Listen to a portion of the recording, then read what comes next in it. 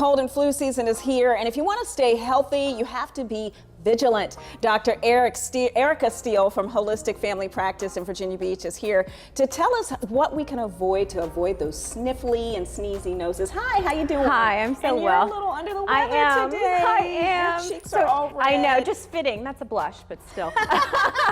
So what could you have done to avoid getting sick, I guess? So for me, like high stress, I own a medical practice, so Right. high stress, training new staff, right? I just came back from a conference in LA, and I'm not a germaphobe. Like, I'm not one of those people who's like spraying everything down, and Right. like I'm kind of free in the sense where I'll touch anything, and you know, so it just hit me, jet lag, coming back on Monday, jet lag, and then Monday night I was like, oh, you know what? I think I'm coming down with something. Oh my gosh. So, but it's good. Like once a season, it's good. My immune system gets a little bit of workout, and then I move about the cabin. So it's Now good. you were saying off camera that people who never get sick, that's not a good thing. No, Why? well, because their immune systems aren't working. That's the thing. I mean, and that's simplistic, right? Their immune systems do obviously work, but you know, it's important for our immune systems to produce antibodies. So it's important for us to get a little sick at times.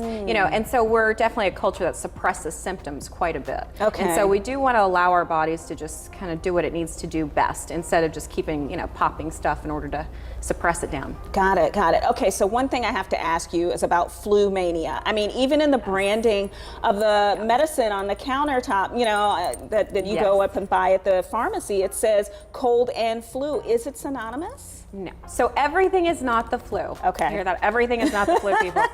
Oh my goodness. And so a lot of influenza A is actually a particular virus. Okay. So you can get a bacteria, you can get different viruses. There's like thousands of organisms out there, and some that haven't even been cataloged yet.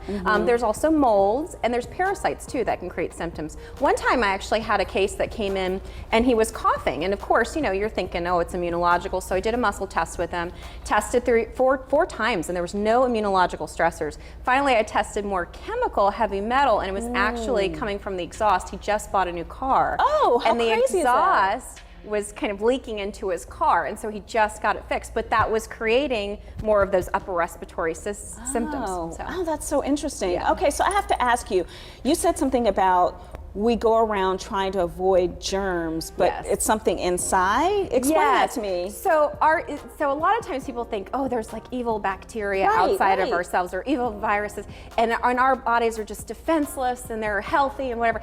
The reality is that it's the health of your body. So if you keep your body healthy and well, your immune system maintains itself. You also don't want an overactive immune system. A lot of times people are like, I gotta boost my immune system. No, that's an autoimmune condition. You don't want an immune system that's overly active, but you don't want an immune system that's underactive either. You want balance. It's all about homeostasis. So that goes with like taking Echinacea every time the onset of a cold, right? Because every time you take it, it's going to be less and less effective. So like antibiotics. Exactly. Well, that's why we have so many antibiotic resistance now, and that's why sometimes they're not working. So it's important to have a balance with all things. You know, naturally, a standard cold is going to last about 3 days, you know, if you're healthy. Naturally, you know, if your immune system is compromised, you know, it could last a little bit longer. So you're going to need a little bit more of an immunological support, whether it's natural or unnatural. So when should you resort to something like antibiotics? I would say if it's maintained itself past a week, for sure. That's definitely 3-4 days. You know, if it lingers on, I would schedule that appointment. Definitely start within a 7-day. Okay, period. I've been talking to friends who are dealing with allergies. Is this a particular like allergy season? I know like my sinuses are kind of, you know, compacted or whatever it is. Well, you know? season change. There's, you know, the leaves are rustling around. There's a lot more movement of all of the, you know, in this area of Virginia, we have a very wet climate, very moist, and then, you know, with the horticulture kind of moving around a little bit, you know, that's going to kick everybody's immune system up a little bit more. I see. So neti pot or? You can if you want. Okay. You know, but again, like don't go extreme. Don't be jamming water up there every day. Okay, so I'm asking you all my questions, but you have upcoming classes. Yes, we do. And People can care ask a ton. appointments and stuff. Yes, so tell me about that. So we have 3 upcoming classes that are coming up. They're, I believe, a Saturday at 2 o'clock appointment. They'll come up on the screen here shortly. I think a Friday as well, and There a it is. Monday. Perfect. Yeah. So Saturday, November 17th at 2, Monday, November 19th at 5:30, and then Friday, November 30th at 5:30. And then we also have an antibiotic-free clinic, obviously, because we're a holistic practice. So we do $50 walk-in, same-day sick care appointments. Hey, I like know. that. Okay, Exactly. thank you so much. Feel better. Yes, I will. Okay. I'm gonna go home and go to sleep. Good. All right, thank you.